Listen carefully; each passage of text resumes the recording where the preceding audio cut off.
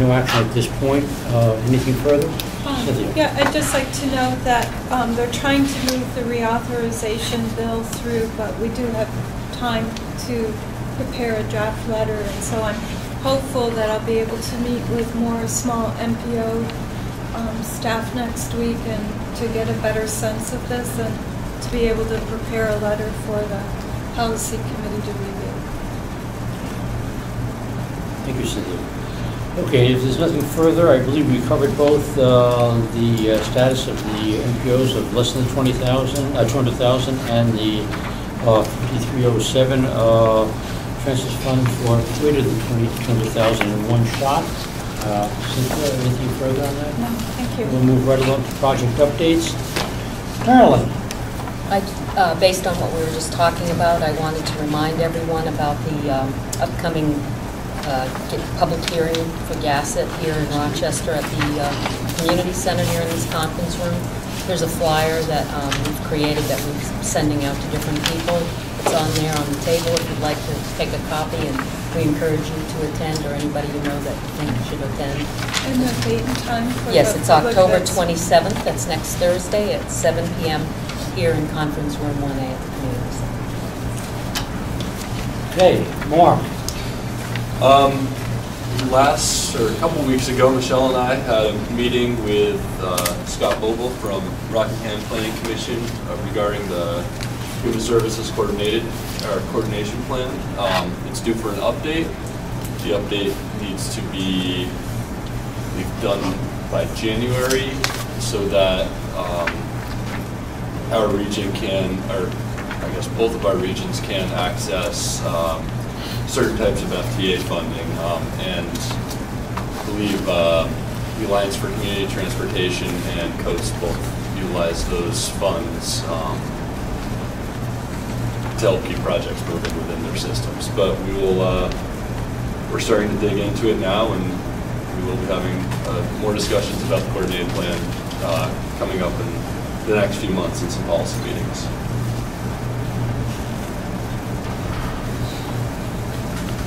Michelle? I'm working on a timeline right now. Okay, just sort of throw that in. Okay. Cynthia? We've submitted the contract for the update of our intelligent transportation system. We would like to hire IBI. I don't know what IBI stands for, but they're in Cambridge, Massachusetts. They did our original intelligent transportation system plan, and this is the required 5-year update, and we're really looking forward to working with them. We've done a lot of projects in the region, so the project list is getting sort of empty, and Glenn, we really want to make sure that New Hampshire DOT staff is actively involved in this and has an opportunity to put in additional projects that the state would like to see in the plan for the region. So that's, we're waiting for approval at the Bureau of Planning, and once they sign off on our contract, then we can sign with IBI and start the process. So that's what I have, and then I have one last thing, and I just wanted to ask Rat, since he's here, just to let people know about the Spalding Express.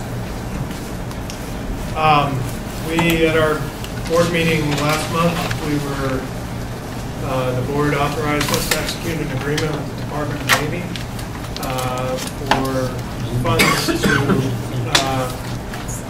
support new commuter express bus service down Spalding Turnpike and extending to the Portsmouth Naval Shipyard.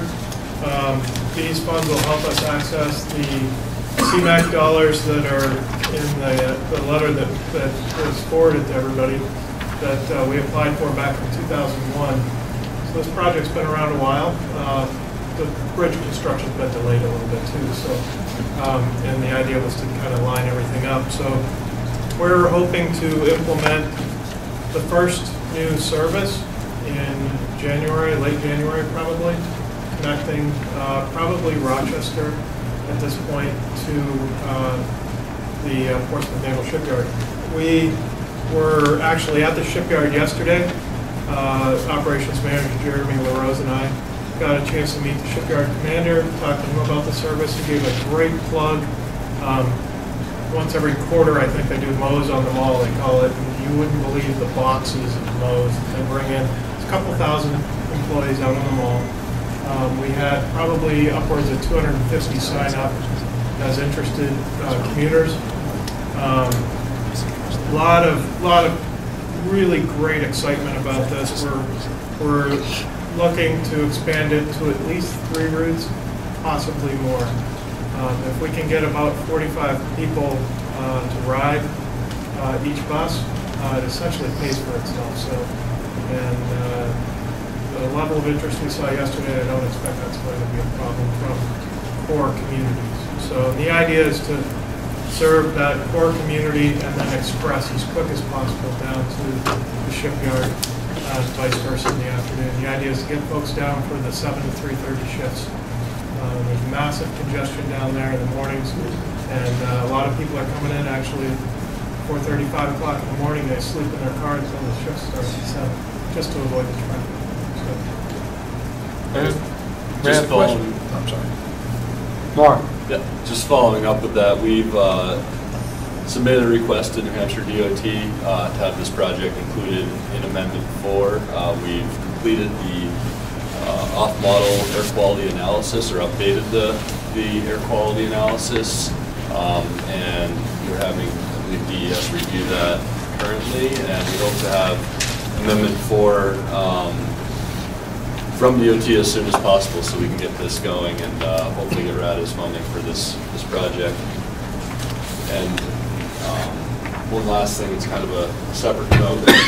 I made this sheet right here. You probably have it in your packet. Just wanted to explain that quickly. It relates to the draft 10-year plan that was released by New Hampshire DOT. These are the projects from the Strafford region that have changed from the 2011 through 2020 10-year plan. The majority of them have been shifted a year or two. We have a couple of new projects, and we have a couple of projects that have been delayed out of this the draft 10-year plan time frame, and one that was eliminated because of an agreement between Dover and New Hampshire DOT. Mark, on that sheet, Yep. there's a designation RPC on the first for Dover, and PRC below it. RPC stands for what? Oh, I'm sorry. That's R would stand for right-of-way acquisition. So that is the portion of a project with the funding that goes towards purchasing land from people so that the project can be implemented. The P is for preliminary engineering. So any of the engineering and design work that goes into the project, and the C is construction. Gotcha. Thank you. Okay. Anything else under I had a other question. business? Oh, For RAD specifically, is there any active effort to run that express route down the back way through Maine rather than even approaching the Spalding? There is certainly an opportunity to connect Berwick, South Berwick, Elliott, and McKinley on 236, and there are an awful lot of people who use that. Got a lot of guys coming down, a lot of people coming down from Stanford, North Berwick as well. If we are very open to doing that. I was thinking Rochester down to basically Berwick, Somersworth. It's a possibility. I'm just looking at ways to get as much off that Spalding. Well, the idea is to get them on the bus, and you know, that helps. So. Tom. Thank you, Lou. A couple announcements from DES. One topic that was discussed or included in the minutes from the last meeting is the EPA had put off setting a new standard for ozone, new national air quality standard for ozone. They had proposed to set it between 70 and 60 parts per billion. With that action, we assumed that we'd go back to the 80, which is our current, but in the meantime, the EPA has made indications that they're going to move forward with their 2006 standard, which is 75. So DES is preparing submissions to the EPA that are basically going to show that when they do proceed with setting the National Ambient Air Quality Standard at 75, that we would be in conformity or compliance, that the monitoring data from the last 3 years indicates that we didn't exceed that standard to the significance level that is there. So we're moving towards demonstrating this is compliance or conformity with it, and we move toward a maintenance plan rather than an improvement plan. So that's good news. Another thing, since Cynthia is going down to meet with the AMPO folks, I wanted to bring to your attention the fact that DES has been working with DOT and the PUC on an initiative called the Transportation Climate Initiative, or TCI. It involves environmental, transportation, and energy departments from 11 states and the District of Columbia.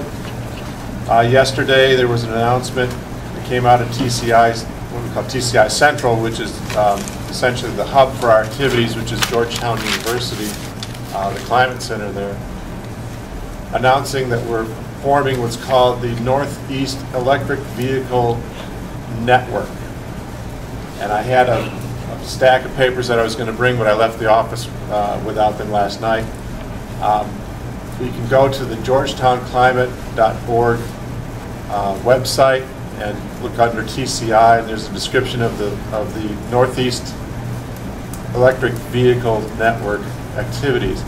One of these activities that we're engaged in is to try to get ready for electric vehicles.